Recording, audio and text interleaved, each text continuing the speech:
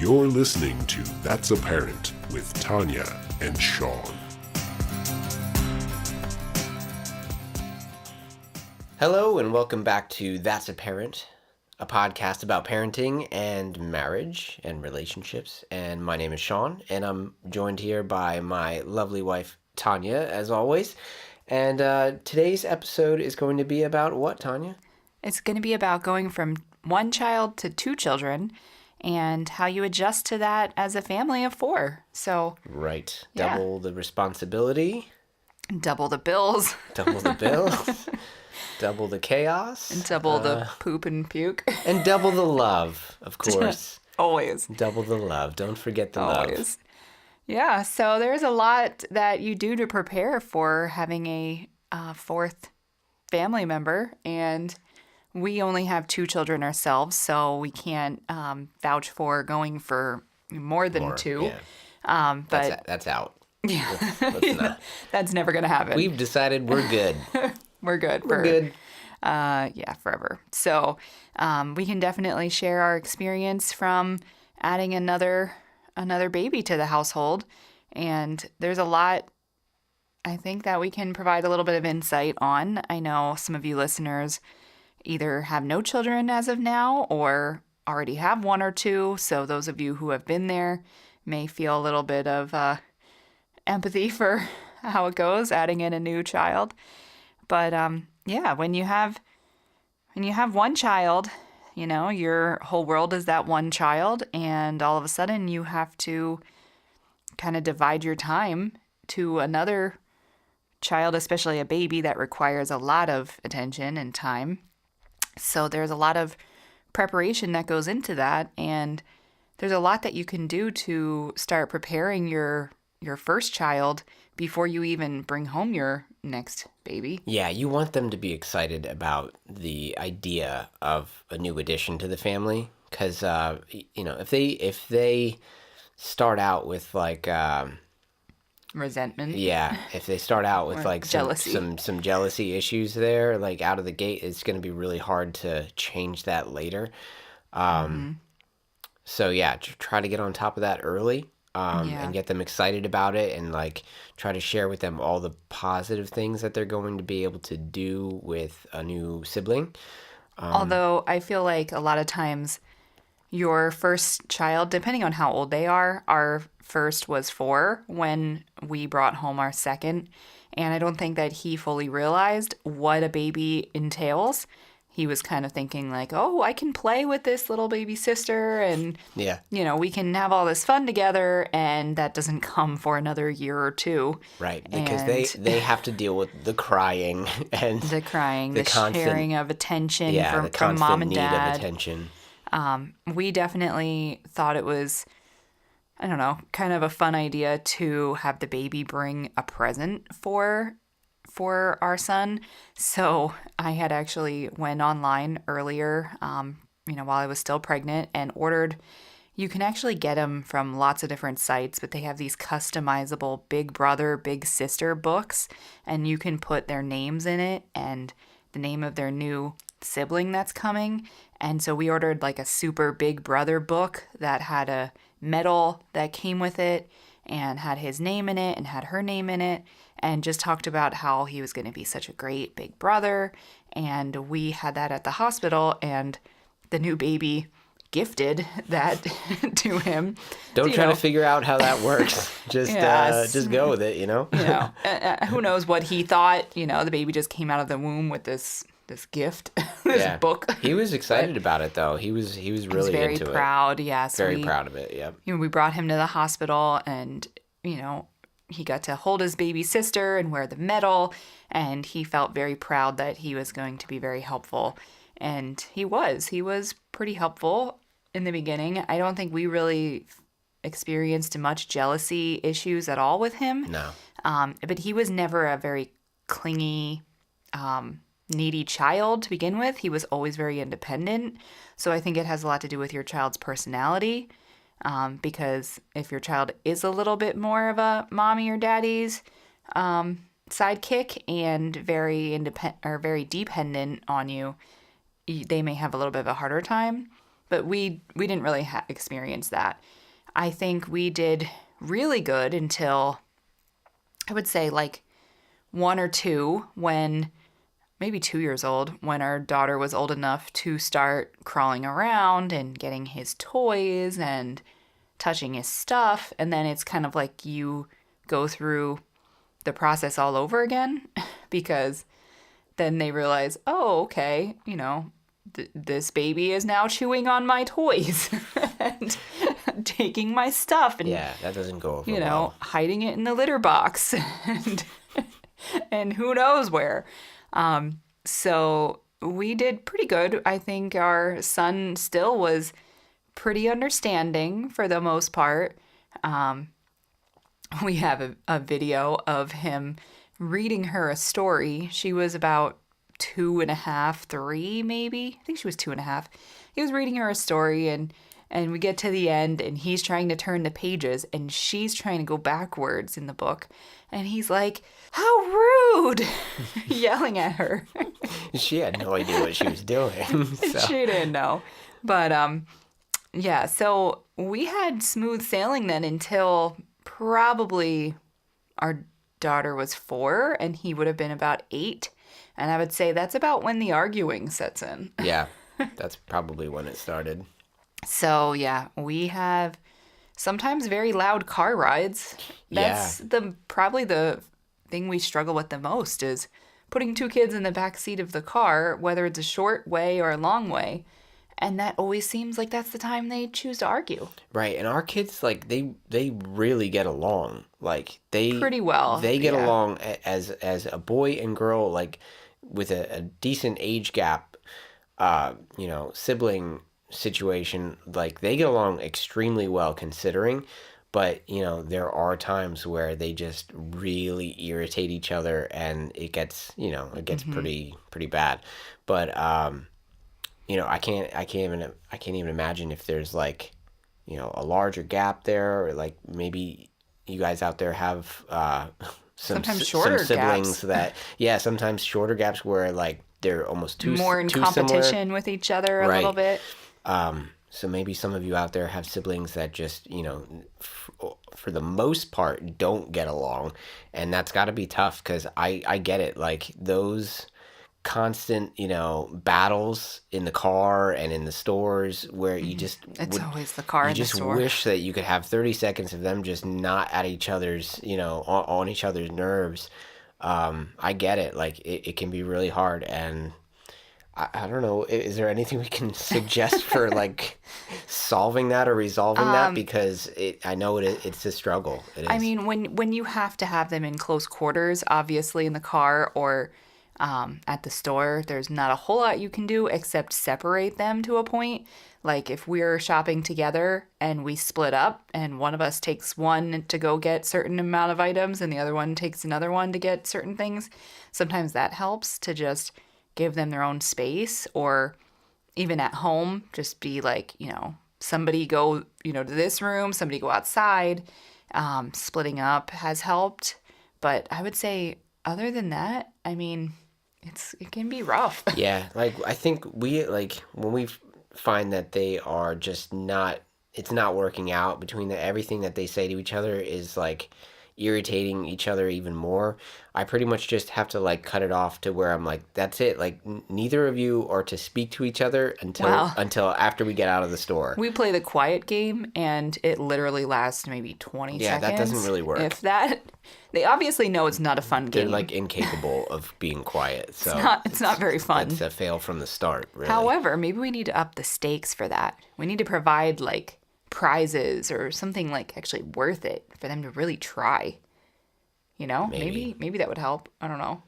But yeah, so going from 1 child to 2 also doubles your bills and your output of more food, money. Yeah, more money involved in that, certainly. However, if double the responsibility. If you save everything from your first child, which I did so perfectly, and washed it all in the baby soap and folded it and put it in rubber tubs, saved it all, and then didn't have the same gender child, so I couldn't use any of it. Well, I mean, there was some. And we there use was, like the big stuff. right, and there was neutral stuff that was Yeah. fine to use. Yeah. So, like, it is easier. It is easier going into the second child because, you have stuff that's useful still. So there's less that you need to get, and also you know what you're doing. You kind of know, you know the ropes now. You know what it is like to raise a young child. So, just having that prior knowledge of how to handle situations is a huge perk going into raising a second kid, because you're going to be able to quickly and accurately handle situations as they arise. So that's a huge advantage that you have as a parent. And I think, as bad as this sounds, you don't care as much about having all the new, brand new, latest and greatest things with your second child, I feel like. I feel like for my first, I wanted, you have an amazing registry. Usually you have a baby shower for the first, and you want all the newest, latest gadgets. And then for the second one, it's like, sure, I'll use this that's blue, even though this is a girl. It doesn't matter. It's just a color. But Yeah. I'd rather save some money. You definitely rather care. than- You definitely care a lot less about things. Yeah, it was like, let's just use this and we'll save money. Right. So, Did I show you that meme with like the parents of the second child, like parents of the first child? It shows like their bedroom is all like perfect and pristine, and there's a bed and there's furniture and decorations, and then like it shows second child and Nothing. it's like a mattress on the floor and like nothing in the room. and that's all it is. And, you drop your pacifier in the store and pick it up and just, You just brush lick it or something yeah, or and just give brush it it back on your to shirt. them. Here you go. It's fine. It's clean enough. It's like, It was the 2-second rule. I made it in plenty of time. yeah, really not, you're not as much of a germaphobe usually the second time around, because then you have your little sibling wiping their boogers and then wiping it on your baby. Yeah, there is no really like doesn't- sanitation really isn't doesn't even a matter thing anymore. So why try? Yeah. So you're definitely much more lax with the second one, and Yeah, I mean, you have to adapt and like just become less controlling, less. you have to be very go with the flow as Yeah. a parent. And I feel like even with one child, and more so double with two, you have to realize that your schedule is not always going to go exactly as planned. You're going to need to allot yourself probably double the amount of time to get ready and get out of the house, because somebody always either poops right before you leave or has to poop or Yeah, pukes on their clothes. it's more of like control what you can control, because there has to be some control, or else you can't Unless have it's just chaos. Yeah, you can't have two kids out of control, but control what you can control. And accept the power to not worry about Right. what you can't change. What you can't control, you gotta let it go. You Let it gotta let go. it go, because it will drive you crazy if you obsess over your slip ups and your Now shortcomings. I just have Elsa's song in my head. Let it go. Why? Let it go. I don't think you're allowed to sing that on here. We would have to pay Disney, Oh, well. right?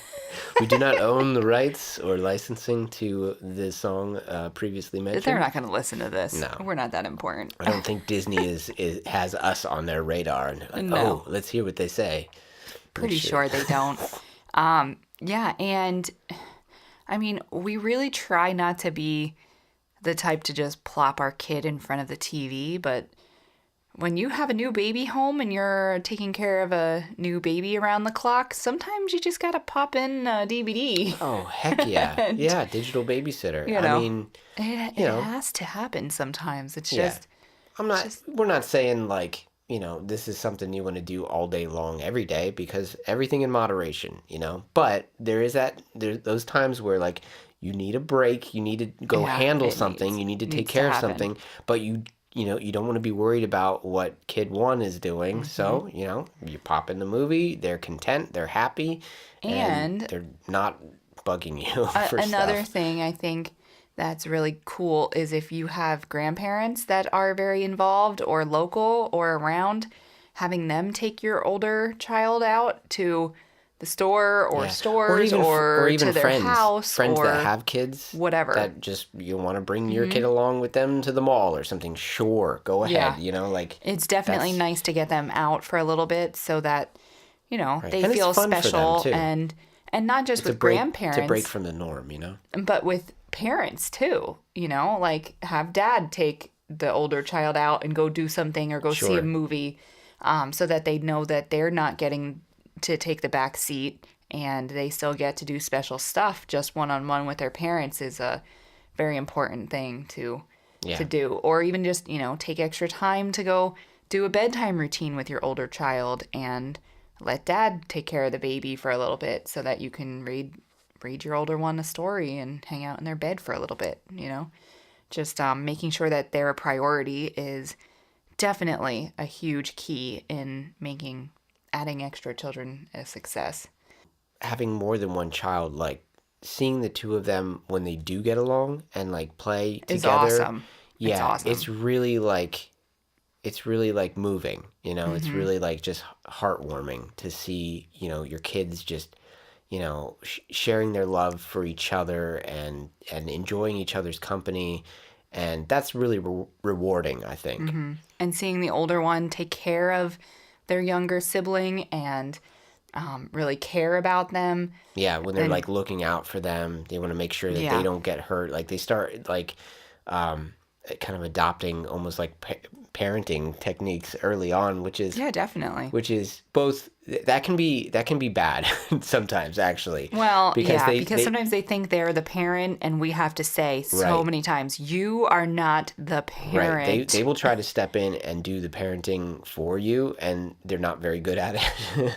But like, they'll start like, disciplining their sibling, and that's not their job, They like think it's their job. right. They think that they're doing right by, yelling at their sibling for doing something wrong, but it's like, you know what? Like you guys are supposed to be on the same team, You guys are supposed to be, looking out for each other, but like not like, not parenting each other like Yeah, because then that turns into arguments with each other, and Right. then our younger ones yelling, "You're not my parent," and then we end up having to intervene. So definitely that can go which is sour weird because it's pretty like quick. what the younger one did was wrong, but they're also right in saying that Yeah, they're their not sibling is not the parent. It's Yeah, like they're not. So you're like, okay, you're not wrong, but what you did was wrong, and I'm gonna tell you that because I'm your parent.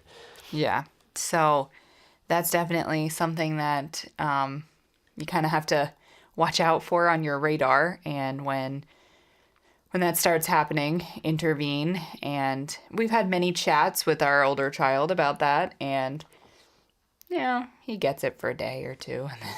And then it happens again. Back to the drawing board. Yeah. So, Kids will need frequent reminders. yes.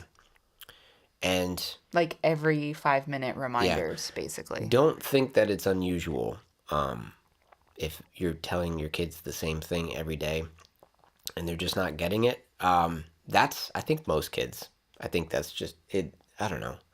I think you basically need to record yourself saying the same thing over and over again and Like just they play say, it. they say kids are sponges. They soak They're everything not. up. They're rocks. Yeah, like it's very selective. It is very selective. There's information that they just soak right up, and like 4 months later, they're like blah blah blah blah blah. And Or you're like, if you you're like, say oh the my, word- you remember that? If How you do you say the remember that? words candy, ice cream, Yeah, there's keywords that they tune Cake? into. Yeah. anything like that, then all of a sudden they're like, what? Yeah, a year later they'll be What? like, "Remember that blue cake that we had with the such and such decorations on top of it?" You'll be like, "How do you remember that? I don't remember that." Yeah, but then they can't remember something you asked them to do 5 minutes ago. Daily, every day that you tell them, they don't remember every that day. because why would Every they? day. It didn't have any of the key words in it. So, yeah, I can imagine going from 2 children to 3 children would be even easier, because then you even have 2 children to help out with new baby.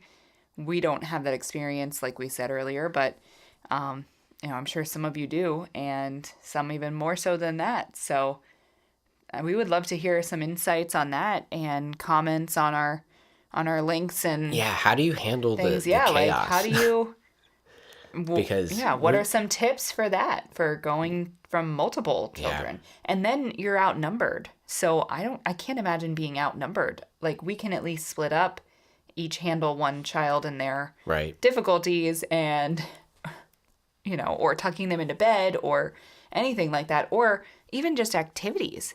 Taking one to dance class, taking one to soccer. What if you had a third one that's in lacrosse? Then how's that going to work out? I don't understand. You need grandparent You need support. grandparents, you need friends, or Aunts, friends. a nanny, I guess.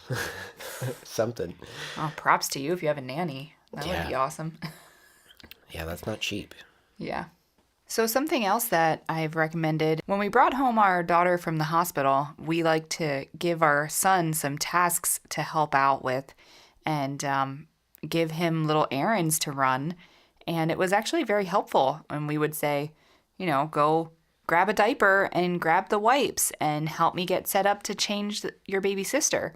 And I think it helped him feel like he was a part of it, the whole process. Yeah, and it's good to keep him involved, because then he feels like he doesn't feel left out then. Like and he felt like a pride, like a sense of accomplishment, because he was able to come. It's not like she's getting all the attention if he's part of it. Yeah, if he's part of the attention. Yeah, and as much as it would be nice for him to actually change the diaper, he wanted to stay long away from that. You want to keep your kids away from the poop. But yeah, so they will not handle that well. No, but he was a poop checker. He would help check for poop. Oh, he'd let us know. Yeah, we could totally be like, hey, go check and sniff her butt and see if she has poop. So.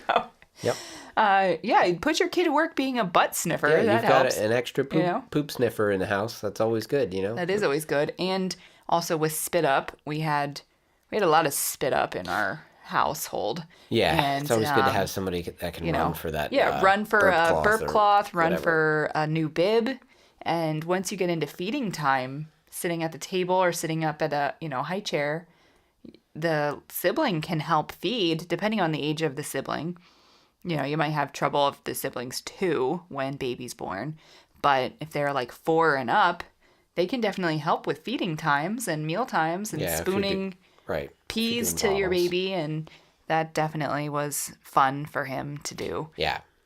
I remember one time when she was sitting in her high chair, and she would be happy just sitting anywhere, just hanging out, watching what's going on. And he ran around. We had almost a circle around our dining room in our kitchen. And he just ran around and around and around in a circle. And she was cracking up, laughing so hard. Just every time he would come around the corner and she'd see him, she would let out the biggest belly laugh. And that was one of the things I think that was the most heartwarming for us, seeing our 2 children together, is him making her laugh. Yeah. Because he could make her laugh like no other person could. Not like I could, not like Sean could. He made her laugh so hard. Oh, yeah. She would giggle. So belly laugh. So much.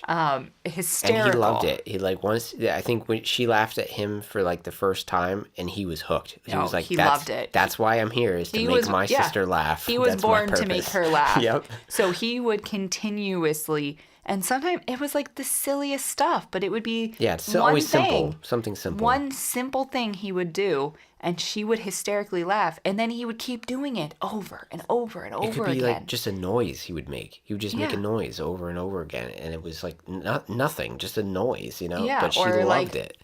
Raspberries to her stomach, or tickling her in a certain spot.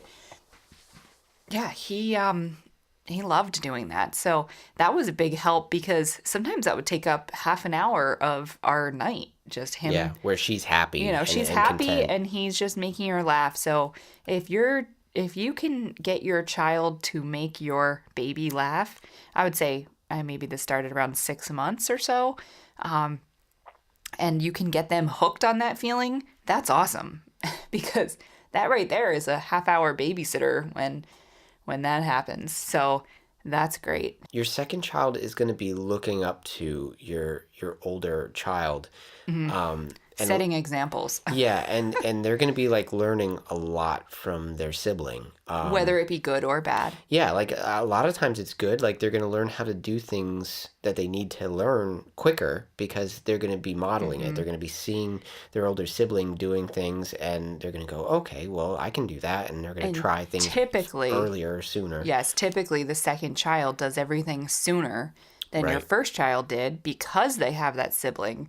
So we had earlier talker, earlier walker, earlier, I think, everything. Earlier reader. She was reading pre-K. Yeah, she was doing a lot much sooner than he was. And I'm sure having an older sibling has a lot to do with that. So just be prepared that you're not going to have the same timeline as you did with your first child.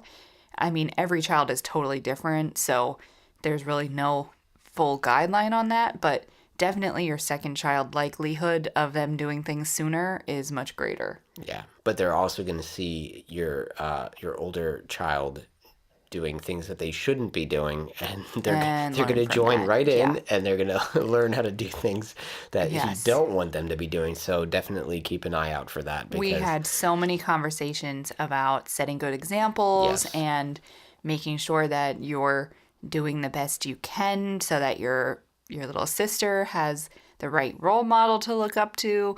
And I'm not even entirely sure that's ever really sunken in. I feel like in the moment, like when he was told that, like he would think about it and be like, yeah, that makes sense. Like that's right. I probably shouldn't be doing this because it doesn't set a very good example in that moment. But then the next day it would be something else. You know, so it's again daily reminders. Yes, of very frequent what reminders. Not to do. Be prepared when you're going on trips to bring double the amount of supplies and always have backup clothing. Yes. That's definitely a good tip. Yes. The best tip that you could possibly get from this whole podcast episode is always don't be caught without an extra set of clothes for both children. Underwear, if they're in that stage, definitely have extra underwear and shorts or pants with you. We have been caught so many times without extra clothing in our car. I recommend just taking a clear Ziploc bag and putting in some, clothing extra for both children and leaving that in your car. That's an important key that you should go into detail on. Why is it in a Ziploc bag? Why is the clean clothes in a Ziploc bag? I don't know. Because if you have kids, your stuff is constantly getting spilled on or so whatever. It's protecting it already in the car. It's pre-protected so that like if your kid dumps a cup of apple juice in your diaper bag, now your clean clothes are, not clean anymore. I wouldn't even keep it in the diaper bag. I would keep it in the car because if you have it in the trunk of your car, behind your car seat pockets, there's times when we forgot the diaper bag. You're going to forget stuff all the time, especially having two children trying to get them out the door. Yeah, don't rely on the diaper bag because the day that you forget it, that's when you're going to feel the most lost. Yes. So having even extra diapers. Don't trust yourself. Extra diapers, extra wipes, extra clothing, all kept in your car, like a complete extra emergency kit of baby items or child items. Compartment is a good idea. Remember when you used to think about hiding booze in your car, in a secret compartment? Now you're thinking about hiding diapers and underwear. Do I have diapers and underwear and wipes? We have had so many times when we go out to dinner or lunch or somewhere, and our kids are such spillers. They'd spill a whole thing of apple juice all over them or a whole thing of milk all over them. And then it was a day when we planned to go to a park or a zoo. And then who wants to be outside in, a zoo when you're full of juice and you're attracting bees? It's usually like chocolate milk, which is or in the sun totally and the heat, staining it's it and the smells stickiest, grossest thing that you could possibly spill on yourself. So bringing extra supplies is always good. And another tip is allowing yourself extra time to get everywhere because You might have to pull over to let a child go to the bathroom somewhere. You might have to pull over to feed your baby who's crying in the car.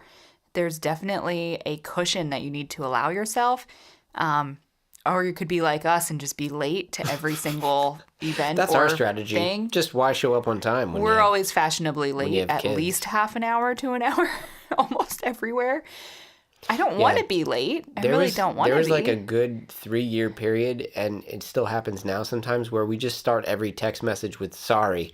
Sorry, we're going to be sorry, late. we're going to be a half hour Sorry. late, just so you know. Sorry. Sorry. It's a lot of sorries. Sorry. So be prepared for that. That's definitely something that you'll have to just keep in mind and plan accordingly for. So that about brings this episode to a close about having more than one child.